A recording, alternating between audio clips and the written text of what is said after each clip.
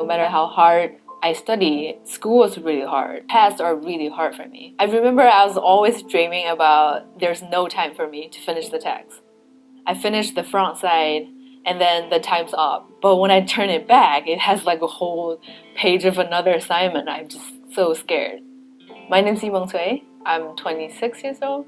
I go to School of Visual Arts. I study design and entrepreneurship, and I'm going to be evaluated for learning and attention issues. This time I experienced that word, dyslexia. I was talking to my classmates in the kitchen. They were asking me, hey, Yimeng, did you read this book? I wanted to read, but I just somehow can't. They're so curious. They're so, why? If you want to read a book, why can't you? And they was like, you might have dyslexia. I was shocked because first of all, I don't know that word. I went back home and started Google dyslexia. They said, if you're dyslexic, it's hard for you to read. That's definitely me. And you read slow. That's definitely me. And sometimes you confuse left and right. I do that all the time. And I have all of this. I want to make sure I have dyslexia. I struggled for a long time with no answer. I'm going to be evaluated. I am really nervous. The thing that strikes me the most about Yimeng is that she is a young woman who really wants to find answers. What she wants to know is, why do I learn this way? Why am I having trouble in certain areas?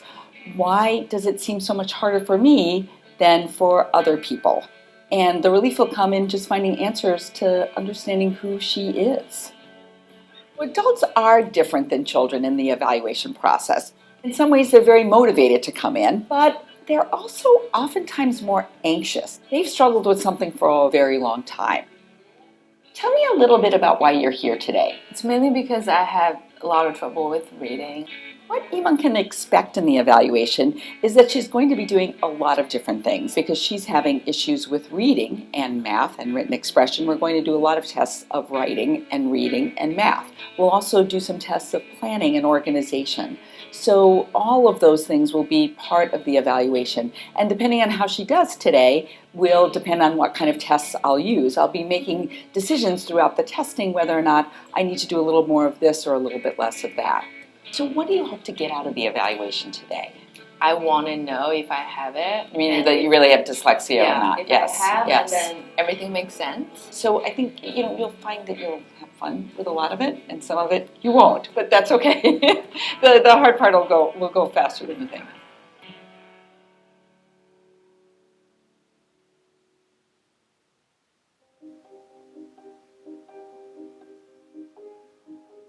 Yimeng, you came to me wondering if you had a learning issue.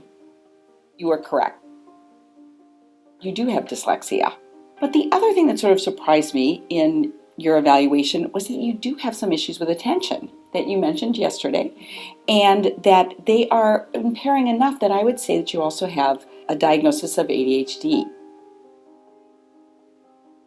One of the things the test results show is that you actually have a very good ability in math, but that I think some of the other challenges that we're going to talk about today will show why sometimes it feels like math is a struggle for you. Does that surprise you?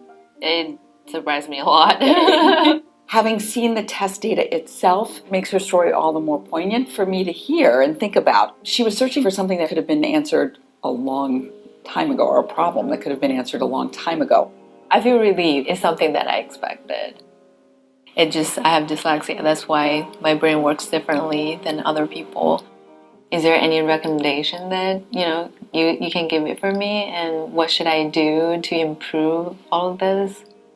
I think one of the first things to do is just sort of think about all of this for a while. You kind of have to think about the things that I'm going to recommend are like a toolbox. And you don't take every tool out of the toolbox for everything. What I would suggest is thinking about how soon you want to do some strategies for reading. And I can talk to you then about getting support in that area of reading fluency.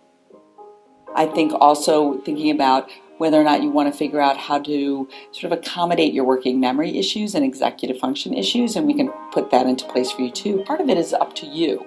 Because you are a young adult, we don't have to worry about next school year. You can really think about, what do I want in order to be more successful in my job, or what would allow me to be happier in life even. I feel relieved when I walk in the room and then I hear the result. Now I got answers.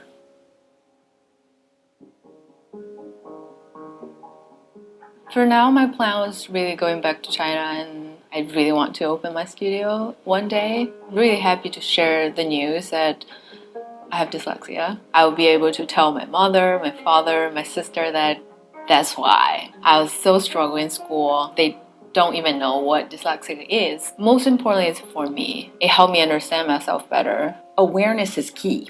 So just knowing who you are makes things better already. The most important thing we can learn from Imong's story is to not wait so long to get an evaluation. The risks of not getting an evaluation are pretty significant. I've heard kids describe it as if they're always walking uphill with a backpack on their back and everyone else is running downhill, always feeling not as good as someone else. Parents are afraid to seek the evaluation. They're afraid that the evaluation will lead their child to feel worse rather than better. It's still extremely helpful to get answers as to why you're struggling, and it is never too late to get support and accommodations for any issues that you've had throughout your life. Be able to understand myself better. It's more about help me grow. It really helped me to go forward